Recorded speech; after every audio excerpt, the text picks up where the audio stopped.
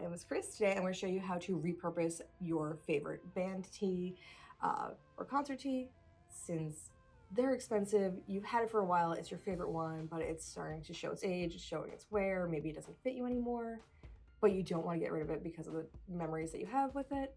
So this is a great way to repurpose it and give it new life, so that way you can still enjoy it and treasure it.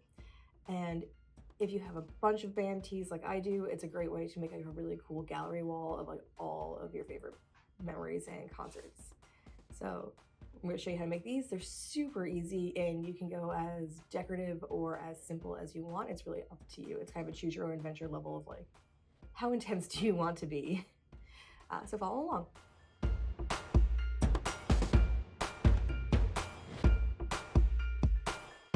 The first step for this project is to paint your embroidery hoop, unless you're using a plastic one, in which case the paint's not going to stick very well. You can also just leave it as a plain wooden hoop as is. It's entirely up to you, but why wouldn't you have more fun and add more pizzazz to it? So we're just going to paint it with acrylic paint, let it dry, and then move on to the next step. So I have the back of my shirt, my interfacing. Interfacing normally comes with instruction sheet. Mine is long since gone, but it's okay because I use this all the time. And then a wet towel. Some will say dry, some will say wet. Make sure you're using the right instructions for the right stuff. And then we're gonna iron it together. They also make sew-in interfacing, thicker interfacing. We don't need crazy thick. We don't need to stand up on its own. And we don't need sew-in because you're not gonna see where you're sewing it in. And there's really nowhere to sew it to because of how we're making this. Next, we're gonna put this together. We need to kind of decide where we want this to be. The problem is this is mostly circular, but not the right size to fit. So what part do I want to cut off? So we're gonna slide it in. We're not gonna cut anything off. We're gonna tighten this. That has some give, so we're just gonna pull the edges. Oh, don't pull too hard because you're gonna rip your lining a little. Just gentle tugs. Sounds a little bit like a drum. I like having high tension because I am too aggressive about things. Shocking, I know. And honestly, you can just be done. You can put it in there, call it a day, frame it. I have a billion things to add as embellishments, so we're gonna have fun with it. We're bringing back the pyramid studs. It's fitting. We can do every other star. We can do all the stars. So we decided a replacement for those. We're gonna put them in. If you haven't watched my battle vest video, it has how to attach pyramid stars, but I'm also gonna go over that so you don't have to like skip back and forth between videos. Or pyramid studs, but you're gonna find where you want it to be. We're gonna cover the star exactly because they're basically the same size. Push it through.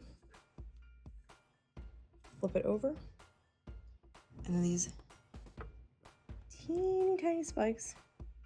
We're gonna fold over. You can use a screwdriver, pliers. I'm just using the back of my nail. You do run the risk of stabbing yourself with the point of it, so be careful if you're going to do that. So this whole thing is very choose your own adventure. You can embellish with glitter, beads, glue. You can hot glue things onto here. It is entirely up to you. What I think we're gonna do is we're gonna do some chain stitch embroidery through the Hey Ho Let's Go to like make it pop. Surprise! Now we're doing an embroidery video. And I'm gonna just chain stitch these letters because I like the way chain stitch works. It's fairly fun, it's easy. You're gonna come up at the edge of a letter. Pull, maybe use a shorter thread so you don't get knots. This is on me. You're gonna go back in the same hole you came up through. Pull, come up. Pull a little away, go through the loop you've been holding, and pull tight. You're gonna repeat that again. Down the hole you just came up. Catch the loop with your thumb.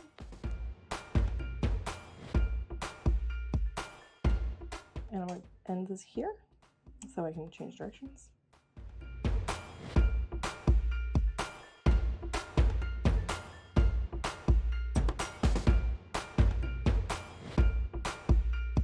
I'm going to do some French knots in the middle of the stars just to add a little extra pizzazz. And I learned that there's a really similar knot called a colonial knot, like this past weekend when I was at 𝐿𝑎ire State Park, which is super cool. For French knot, you just pull, wrap to 1, 2, I do 3, go back into basically the same hole, and pull through.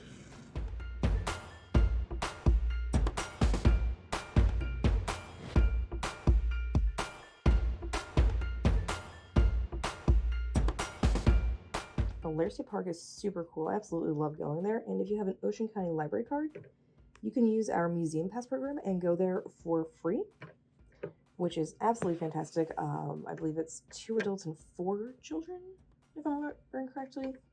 If not, we will correct it. But like, you can bring the whole family. It's so much fun. So I'm finished with my embroidery. I'm going to knot my thread.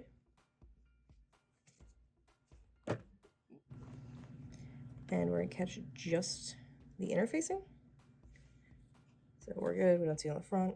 Catch the interfacing to make a tiny stitch. It's easier when it's not directly next to the hoop. Go through that loop. Go through it a second time. And a third. Put your finger on top of it and pull tight. And you can do that again with that little stitch that's floating as well. We go through these 2. And some interfacing just to be safe.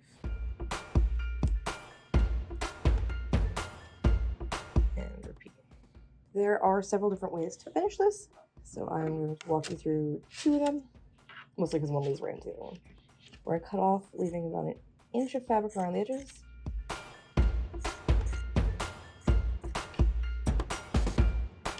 You're then going to take your thread.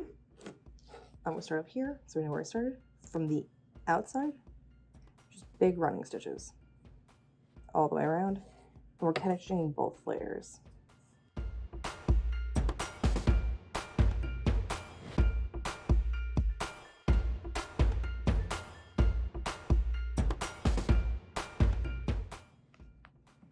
we go. And we want to end both on the outside. And we're going to pull it like it's a drawstring. And you see everything pulled just nice and neat in. And you tie it up. It doesn't have to be pretty because this is either going to face the wall and you won't see it, or we're going to cover it up. I'm going to do the next step and cover it up as well. But you can just hang it as is. This is the part you're going to see.